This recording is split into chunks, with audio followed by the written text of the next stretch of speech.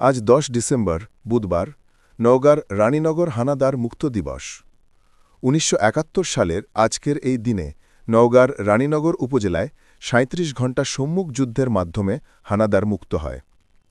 ১৯৭১ সালের ৯ ডিসেম্বর রানীনগর পাক হানাদার মুক্ত করার লক্ষ্যে মুক্তিযোদ্ধারা থানা সদরে থাকা হানাদার ক্যাম্প চারিদিক থেকে ঘেরাও করেন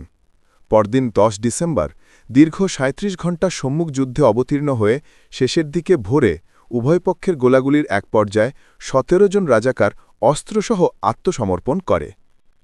এই সম্মুখ যুদ্ধে রানীনগর পাইলট উচ্চ বিদ্যালয়ের শিক্ষার্থী লুৎফর রহমান পাক হানাদার বাহিনীর গুলিতে শহীদ হন